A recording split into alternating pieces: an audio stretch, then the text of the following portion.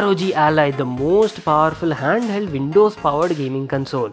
I've had this product for almost a month now at my home, and the first time I actually got to check out this product in person was at Computex 2023 Taiwan. Shortly after that, it was launched in the Indian market for around 70,000 rupees, and there are actually two variants, guys. You get like powered by AMD Ryzen Z1 and Z1 Extreme. So I had the Z1 Extreme and I've been using it for quite some time, and today in this video I'll be sharing like my in-depth review on this product, guys. Like full on experience I'll be sharing in different aspects. We'll talk about the display quality, all of its customization, special features that you'll be getting over here, and obviously performance as well. There is a lot I have to talk about, especially about the performance.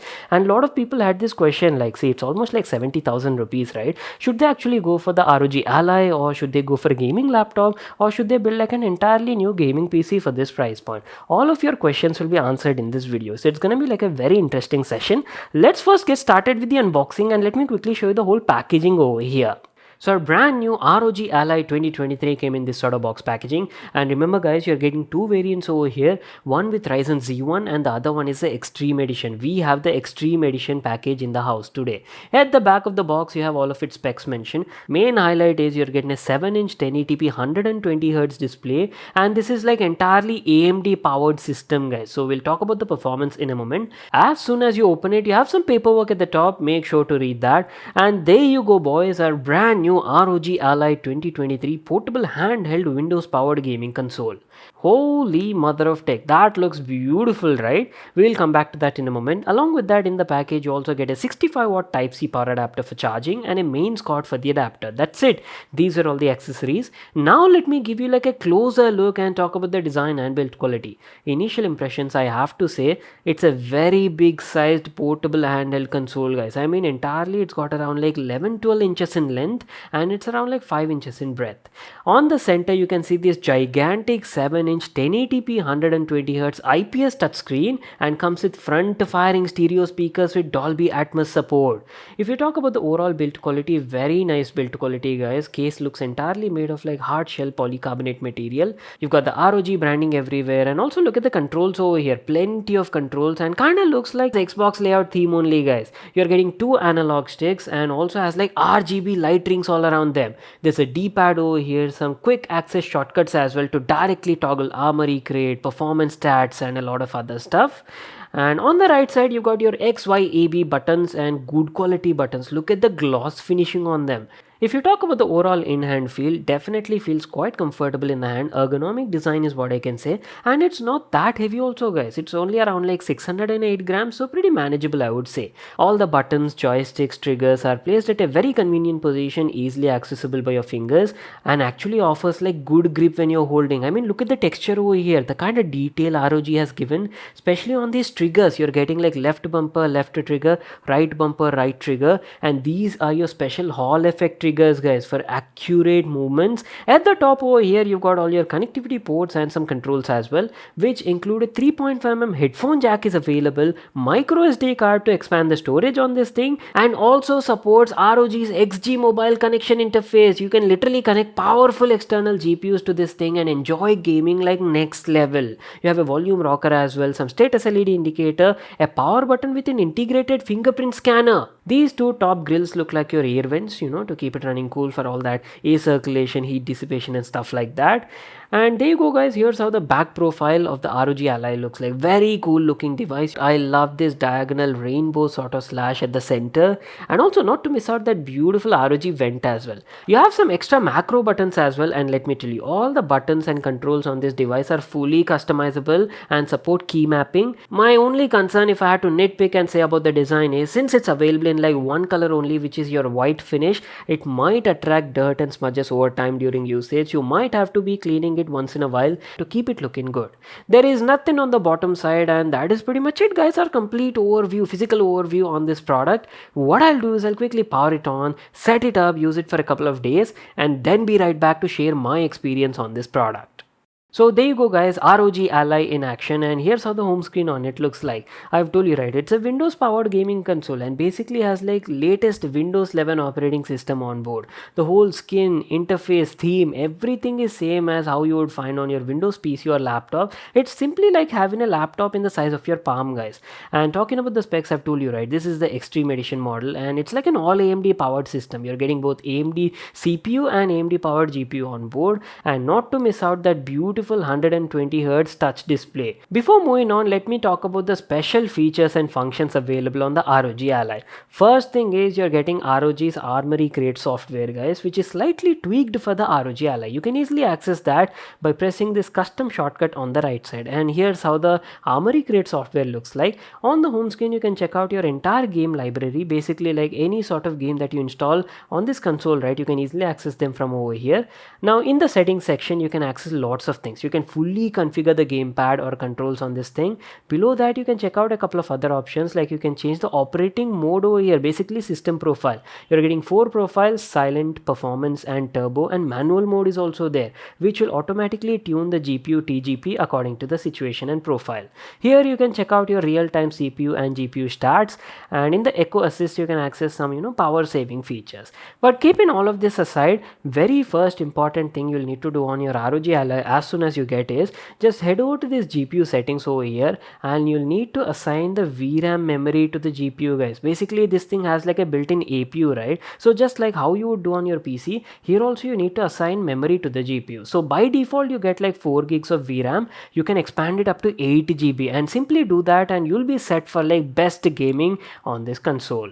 Apart from that, like how you would find all your regular settings on an ROG based gaming laptop, right? Here also you have similar sort of settings where you can easily tweak and adjust the display settings in this game visual section. And yes, the RGB lighting on it is also customizable using the Asus Aura settings. You basically have like 2 RGB rings on the analog sticks on both the sides, and the RGB lighting on them is like fully customizable. You can apply up to like 6 to 7 different RGB lighting effects, and brightness on them is also adjustable. And one more really interesting shortcut I found over here is you have a special button to access Command Center on the console. From here you can adjust like so many things on the go. You can adjust the brightness, you can adjust the volume, operating mode of the GPU, like basically like performance mode, turbo profile. You can change that and change the GPU's TGP requirements as per your gaming requirements. And not only that, you also have a special real-time monitoring function as well, which when enabled will show you real-time CPU utilizations, GPU utilization, current frame rate as well, and also CPU temperatures, lots of nerdy sort of stuff. And apart from that, you've got a couple of other useful features also. Just have a look at them in this video. Anyways, moving on, let me quickly tell you about the display quality on this model. So you're getting a 7-inch 1080p resolution, 16:9 IPS display, and best part is it's a touchscreen guys, and not to miss out that super fast 120Hz refresh rate panel with 7 millisecond response time. And let me tell you, for a handheld console, right, it's a really good quality display. I mean, come on, 1080p resolution at 7 inches produces like great clarity guys, no matter what sort of content you're watching, either it be YouTube on Chrome or even if you're playing games or maybe like streaming movies also, right? Crisp and clear detail guys, excellent amount of clarity. And talking about the colors, the whole panel supports like wide color gamut range of up to 100% sRGB, and color accuracy, color reproduction, everything were like on point guys. Pretty good calibrated display I would say. Contrast levels and also black levels were decent, though not as good as an OLED panel, but still pretty decent for the price that you're paying. Brightness was also good. The panel can go up to 500 nits of brightness and was like pretty bright I would say for most of the situations. I had no issues checking out the display even in like outdoor situations as well. And not to miss out, best part is you're getting that 120Hz refresh rate, right, which is like great for gamers out there. We'll talk about the gaming performance part in a moment, but before that let me tell you about the audio segment. You're getting front firing stereo speakers powered by Dolby Atmos, and hands down this is one of the best set of speakers I've seen on a portable handheld device guys. In every category, either it be phone or a dedicated handheld console also, nothing even comes to close what ROG Ally is offering guys. Finest set of speakers, and damn those speakers can go really loud, like it's a total entertainment package in your hand guys. You'll be like fully satisfied with both the picture and audio quality on this device. Coming to the performance part, our variant of the ROG Ally packs AMD's Ryzen Z1 Extreme CPU, which is based on a 4nm Zen 4 architecture and has integrated AMD Radeon graphics with a max TGP of around 30 watt. Pair that with 16 gigs of LPDDR5 RAM soldered on board and 512 GB of PCI Gen 4 NVMe SSD, this is one of the most powerful handheld gaming console of 2023. Well, at least on paper. I've been using it for quite some time, ran a couple of benchmarks and did a bit of gaming as well. Regular stuff and overall performance was pretty good so far. Day-to-day tasks like opening and closing of apps, transitions, everything just glide over here. I didn't face any sort of lags or stutters during my usage, even with up to half a dozen of Microsoft Edge tabs open. And coming to the gaming part, it's a very well capable machine that brings PC gaming to the size of your palm. It offers a couple of system profiles to choose from that change your GPU's TGP from 9 watt to 30 watt max, and I was mostly using it in the turbo mode only to enjoy best possible results. And honestly, not bad for a first gen handheld console from the brand. I never thought I could actually play games like Assassin's Creed, Call of Duty, or even Spider-Man in a handheld form factor. They're quite graphic intensive games and sometimes even laptops struggle to play these titles. ROG Ally can play all of these at 720p resolution medium graphics with a consistent 60 to 70 FPS frame rate. You can do a bit of 1080p gaming also, but not on these newer AAA titles. They're a bit too much for it. Basic games or maybe like well optimized games like GTA 5, Monster Hunter, FIFA, these were running fine even at 1080p at around like 35-40 FPS, but games like Spider-Man Miles Morales or maybe like Assassin's Creed, these could hardly maintain around like 20 FPS at 1080p resolution. Switching the resolution down to 720p did the trick. 720p at 7 inches is honestly not that bad, guys. I have the device, right? Check out the results in the video. First of all, getting to play these games in such a portable handheld form factor itself is like a feat of its own. No joke, guys. I really wish we could have played all these games at 1080p resolution, max graphics, even with ray tracing and stuff like that. But as of now, it's not possible on its own. Anyways, talking about the 720p gaming performance, it was good, consistent 60 FPS as you can see in the video, and I didn't face any sorts of lags or stutters in these sort of settings. But this doesn't end over here. Remember, I've told you that the Ally supports XG Mobile as well. You can literally connect ROG's external graphics solution with up to RTX 4090 to this thing and take your gaming experience to a whole new level. Simply by connecting that eGPU, you can play the same games at 1080p max ultra graphics even with ray tracing enabled.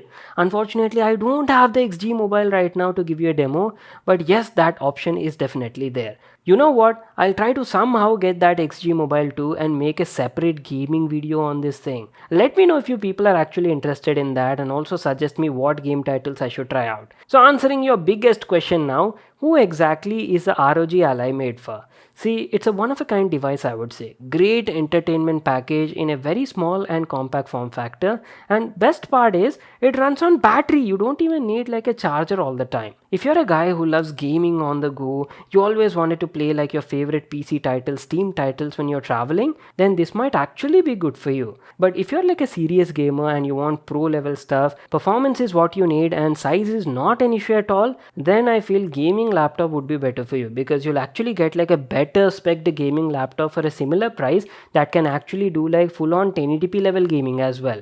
It's again, as I've told you guys, all up to you and your requirement. Which one would you actually buy if you had like 75,000 rupees budget right now? Ally or a gaming laptop? Let me know in the comment section down below. Well, that is pretty much it, guys. Time to wrap it up. If you all enjoyed watching this video and got like full information about the product, make sure to smash that like button and subscribe to my channel for more such awesome videos. And I'll see you all in my next one.